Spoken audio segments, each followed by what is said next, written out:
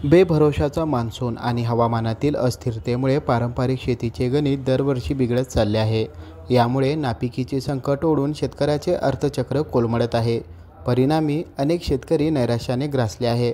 मात्र संकटापुढे गुडघे न टेकता धैर्याने आणि मेहनतीच्या जोरावर मोहोळ तालुक्यातील तरडगाव येथील शेतकरी सदाशिव विठ्ठल घोडके यांनी ऊसाच्या शेतामध्ये मिरची आणि टोमॅटोचे आंतरपीक घेऊन 80,000 रुपयाचे उत्पन्न काढून अन्न शेतकऱ्यांसमोर एक आदर्श निर्माण केले आहे। मी सदाशिव विठ्ठल घोडके, तरडगाव तालुका मोहोळ। मी सुरुवातीला मिल कामगार, गिरणी कामगार, नरसिंगजी मिल कामगार होतो। आमच्या गिरण्या 2002 साली बंद पडल्या आणि गिरणी बंद पडल्यानंतर मी माझ्या त्या आलेल्या पैशातून शेतीचा व्यवसाय करतो। ऊस, मका, टमाटे, मिरची असे अनेक प्रकारची पिकं घेतो आणि ह्या आलेल्या उत्पन्नातून, ह्या पैशातून मी माझ्या कुटुंबाचा उदरनिर्वाह करतो। त्याच्याला आंतरपीक त्याच्यातून आपल्याला 2 पैसे मिळावे आणि ऊसाला खतं वगैरे घालण्यासाठी त्याचा उपयोग व्हावा म्हणून आम्ही त्याच्यात आंतरपिकं घेतो। मी गेले 4-5 वर्ष माझ्या अशाच एका मित्राने मला ते सजेशन दिलं की बाबा तुम्ही ऊसामध्ये काहीतरी आंतरपिकं घेत चला आणि आंतरपिकं घेतल्यामुळं तुम्हाला तुमच्या ऊसाला लागणारा खर्च ह्याच्यातून निघाला जातो आणि आपल्याला चलनसाठी 4-2 पैसे मिळतात। ह्या माझ्या मित्राच्या सांगण्यावरून मी ही सुरुवात केली। टोमॅटो मार्केटमध्ये 2 ते 2.5 महिन्यामध्ये जातं आणि 3 ते 4 महिन्याचं पीक आहे हे।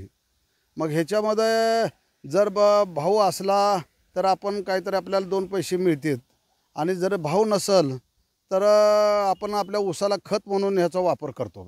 पाऊण एकरामध्ये गेल्या वेळेला जवळजवळ 40,000 रुपये मिरचीचे आणि 40,000 रुपये मला टमाट्याचे झाले की ह्याच्यातून आपण टमाटे लावले तर त्या टमाट्या लावल्यामुळं ऊसाला एक प्रकारचा खत होतो, बेवड होतो आणि त्याच्यामध्ये काय जर भाव वगैरे व्यवस्थित असला तर आपल्याला 2 पैसे मिळते, त्याची एखादी ढोस दुसरी ढोस होती त्याच्यातून, म्हणून आपण आंतरपिकं घेतो। शेतकरी सदाशिव विठ्ठल घोडके हे आधी मिल गिरणीमध्ये कामगार म्हणून काम करत होते।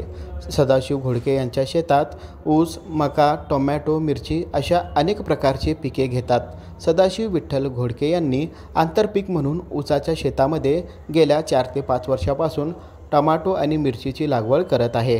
टोमॅटो 2 ते 3 महिन्यामध्ये मार्केटमध्ये विकले जाते। जर टमाट्याला योग्य भाव मिळाला तर ठीक, नाहीतर ऊसाला खत म्हणून याचा वापर सदाशिव घोडके करतात।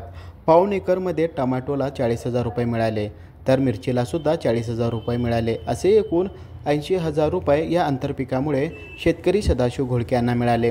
मिरची आणि टोमॅटो बीज उत्पादनातून अवघ्या 2 ते 3 महिन्यात हजारोचे उत्पन्न काढून अन्न शेतकऱ्यांसमोर शेतकरी सदाशिव घोडके यांनी एक आदर्श निर्माण केला आहे।